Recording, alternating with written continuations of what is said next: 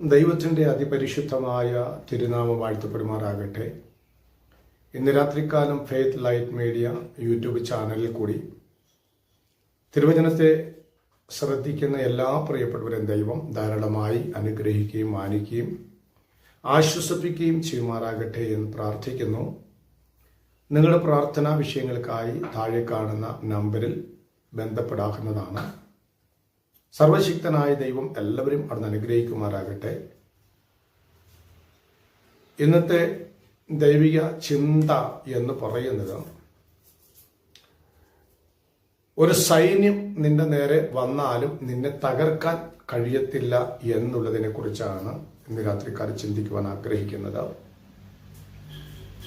ശത്രുവിന്റെ ഒരു സൈന്യ നിര നിന്റെ മുമ്പിൽ വന്നാലും നിന്നെ തകർക്കാൻ അനുവദിക്കാത്ത ഒരു സർവശക്തനായ ദൈവത്തെക്കുറിച്ചാണ് ഇന്ന് രാത്രികാലം ഞാൻ ചിന്തിക്കുവാൻ ആഗ്രഹിക്കുന്നത്.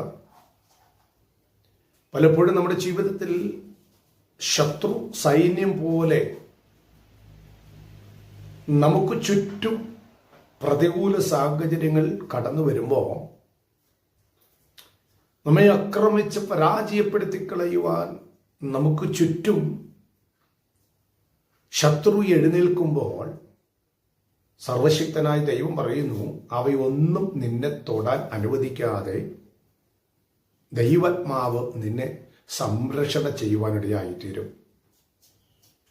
അതിന് ആധാരമായിട്ട് തിരുവചനത്തിൽ നിന്ന് ഞാനൊരു വാക്യം വായിക്കാൻ ആഗ്രഹിക്കുന്നു.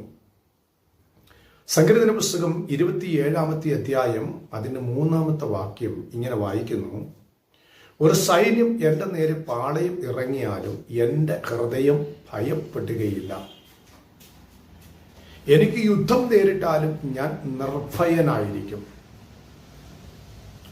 അവിടെ ഒരു ഉറച്ച തീരുമാനം ഭക്തൻ തൻ്റെ ജീവിതത്തിൽ എടുക്കുന്ന ഈ അനുഭവത്തെക്കുറിച്ചാണ് കാണാൻ കഴിയുന്നത്.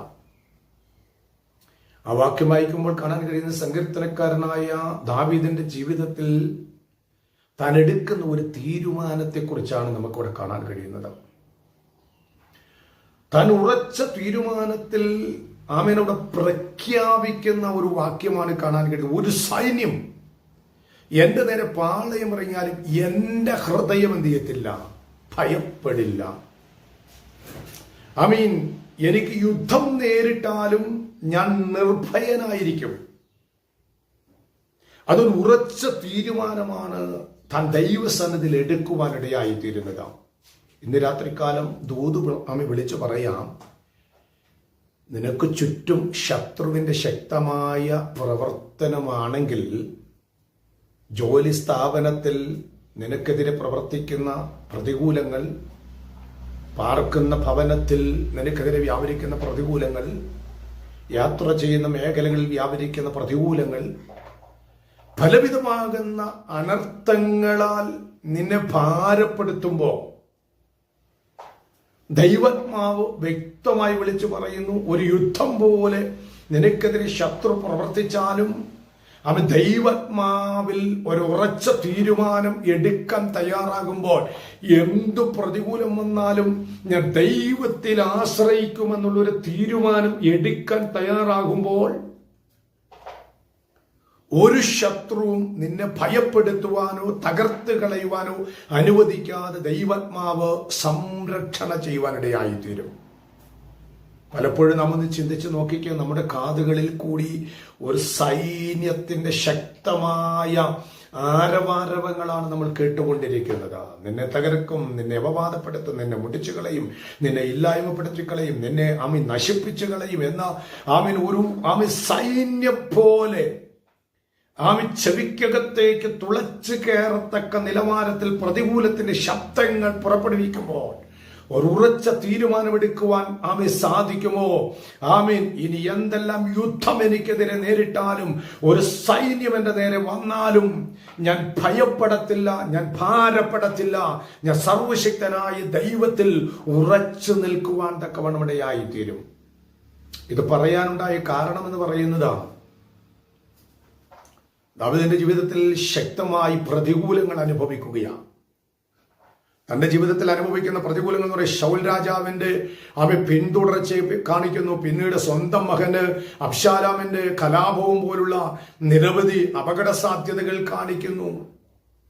ശൗല് തന്നെ തകർക്കാൻ വരുന്നു.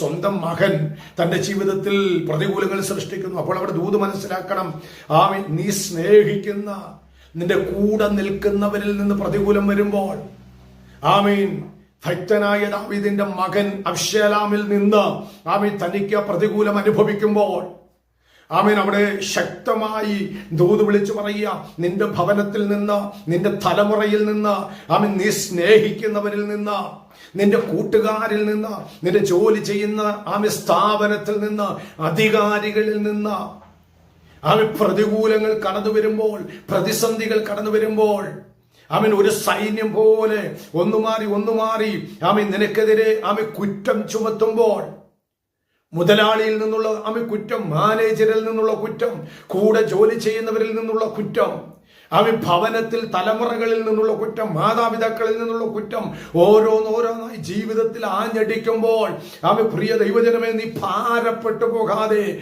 വചനം വിളിച്ചു പറയുന്നത് പോലെ, ഒരു സൈന്യം എന്റെ നേരെ വന്നാലും, എനിക്ക് യുദ്ധം നേരിട്ടാലും എന്റെ ഹൃദയം ഭയപ്പെടത്തില്ല.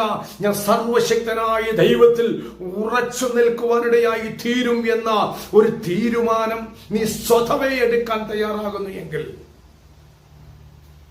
പ്രതികൂലത്തിന്റെ നടുവിൽ നിന്ന് ദൈവാത്മാവ് നിന്നെ വിടുവിക്കുവാൻ തക്കവണ്ണം ഇടയായിത്തീരും. നീ അനുഭവിക്കുന്ന കഷ്ടതകളുടെ നടുവിൽ നിന്ന്, നീ അനുഭവിക്കുന്ന ജോലി ഭാരത്തിന്റെ നടുവിൽ നിന്ന്, നീ അനുഭവിക്കുന്ന പ്രതിസന്ധികളുടെ നടുവിൽ നിന്ന് സർവശക്തനായ ദൈവം നിന്നെ വിടുവിച്ച് മാനിക്കുവാൻ തക്കവണ്ണം ഇടയായിത്തീരും. അതിന് ഒരു വാക്യം കൂടെ വായിക്കുന്നു. യെശയ്യാ പ്രവാചകന്റെ പുസ്തകം 41:10 ഇങ്ങനെ വായിക്കുന്നു, ഭയപ്പെടേണ്ട, ഞാൻ നിന്നോട് കൂടെയുണ്ട്. സർവശക്തനായ ദൈവം നമ്മോട് കൂടെ നമ്മുടെ വിഷയത്തിന് പരിഹാരവുമായി വെളിപ്പെടുവാൻ ശക്തനായ ദൈവമാണ്. അതുകൊണ്ട് നിന്റെ വിഷയത്തെ സർവശക്തനായ ദൈവത്തിന്റെ കരങ്ങളിൽ ഏൽപ്പിച്ചു കൊടുത്ത ഉറപ്പോടും പ്രത്യാശയോടും ദൈവസന്നിധിയിൽ ഏൽപ്പിച്ചു കൊടുത്ത് പ്രാർത്ഥിക്കാം.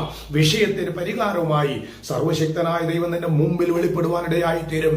ഈ ചിന്തകളാൽ സർവശക്തനായ ദൈവം നമ്മെ അനുഗ്രഹിക്കുമാറാകട്ടെ. സ്തോത്രം.